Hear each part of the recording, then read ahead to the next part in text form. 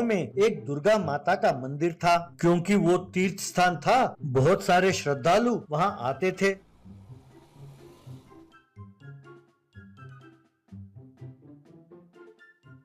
उस मंदिर के बाहर एक नारियल की दुकान थी। उस दुकान का मालिक था राजा राव। वो दुर्गा माता का बहुत बड़ा भक्त था।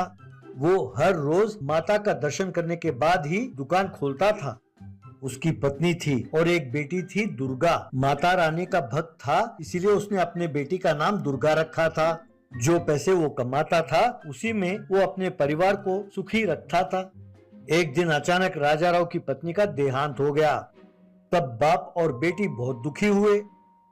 वो अपनी बेटी को अपने साथ दुकान ले जाता था। दुर्गा भी बहुत बड़ी श्रद्धालु थी। वो हर रोज माता का दर्शन करती और शाम तक वहीं खेलती।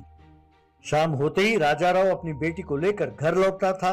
वो दुर्गा को रोटी खिलाकर उसे सुलाता, फिर खुद रोटी खाकर सो जाता। पर राजा राव को ये सब बिल्कुल पसंद नहीं था। ये सोचकर कि दुर्गा की देखभाल के लिए किसी का होना जरूरी है, राजा राव ने दूसरी शादी कर ली। उस औरत का नाम था हेमा। हेमा की नीयत ठीक नहीं थी। कुछ दिनों बाद उसके यहाँ एक बेटी पैदा हुई। उसका नाम रखा गया हंसिका। बेटी के पैदा होने के बाद हेमा में बहुत सारा बदलाव आया। वो जब देखो दुर्गा को मारती पीटती रहती थी और अपनी बेटी हंसिका को बड़े लाड़ प्यार से पालती थी। जब राजा राव ये बात कहता तो हेमा राजा राव को जलीकटी सुनाती। उसकी जबान से डरकर राजा राव चुप हो जाता। जैसे जैसे दिन बीतते गए हेमा का बर्ताव और भी बुरा होने लगा। वो दुर्गा को ठीक से खाना भी नहीं खिलाती थी। ऊपर से घर का सारा काम उस छोटी सी बच्ची से कराती थी। घर की सफाई करना, कपड़े धोना, बर्तन मांजना, कुएं से पानी निकालना, यूँ सारा घर का काम करती थी। फिर भी कोई ना कोई बहाना करके हेमा उसे मारती रहती थी। एक दिन राजा को लकवा मार गया और उसने खाट पकड़ ली। तब घर में कमाने वाला कोई नहीं था, इसलिए बहुत परेशानी हुई।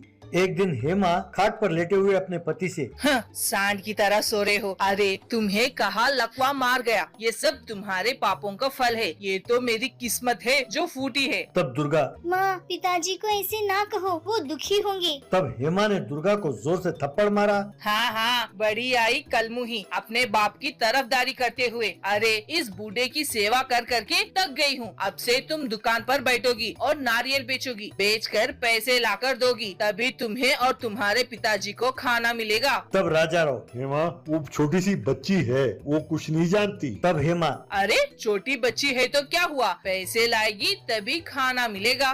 उस दिन से दुर्गा मंदिर के बाहर नारियल बेचती थी और पैसे कमाकर लाती थी। वो पैसे लाकर अपने सौतेली माँ को देती थी। नवरात्रि का वक्त था। मंदिर को खूब बढ़िया सजाया गया। बेचारी दुर्गा बहुत मेहनत करती थी, फिर भी वो मार और डांट से बच नहीं पाती थी। एक दिन माँ से मार खाकर रोती हुई दुर्गा मंदिर पहुंची और माता रानी के सामने रोती हुई उनका चरण स्पर्श किया। माता रानी, मैंने क्या गलती की? माँ मुझसे नाराज क्यों रहती है? पिताजी का हाल तुमने ऐसा क्यों किया माँ? क्या उनकी गलती यही है कि वो तुम्हारे भक्त है? हम और कितने दिन ऐसे तकलीफ उठाएंगे माँ? कह के प्रणाम करते हुए रो रही थी।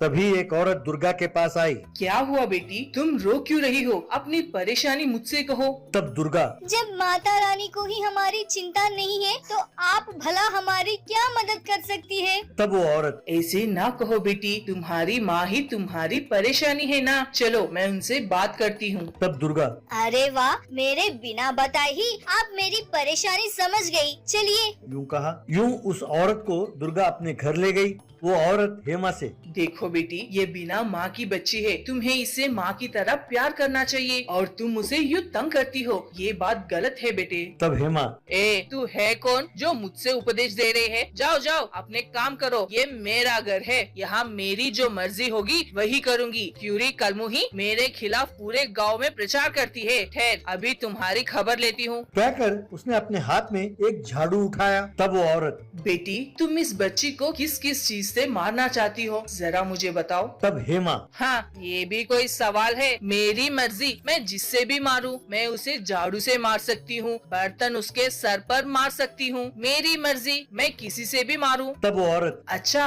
ये बात है, तो जरा मार के दिखाओ। हेमा ने जैसे ही झाड़ू उठाया उसके हाथ से वो झाड़ू उछला और वो झाड़ू हेमा को ही मारने लगा। इतना ही नहीं, वहाँ पड़े स्टील के बर्तन, पीतल के बर्तन और बाकी सारे सामान और डंडे उछल उछल कर हेमा को मारने लगे। तब हेमा, बाप रे, अरे मुझे मत मारो, मुझे मत मारो, दर्द होता है, बहुत दर्द होता है। कह के चिल्लाने लगी। तभी उस औरत ने दुर्गा देवी का रूप धारण कर लिया। शेर की सवारी करते हुए उस दुर्गा को देखकर हेमा घबरा गई और उसने हाथ जोड़कर प्रणाम किया। दुर्गा और उसके पिताजी ने भी देवी को प्रणाम किया। माता के हाथ हिलाते ही राजा राव खाट से उठकर खड़ा हुआ। वो लकवा से मुक्त हो गया।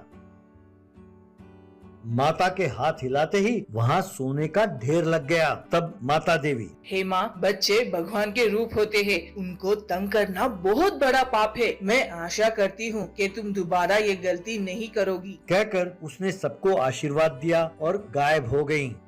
उस दिन से हेमा दुर्गा के साथ प्यार का व्यवहार करने लगी। ये देखकर राजा राव बहुत खुश हुआ। उन लोगों ने एक बहुत बड़ा घर और बहुत बड़ी गाड़ी खरीद ली और खुशी खुशी रहने लगे।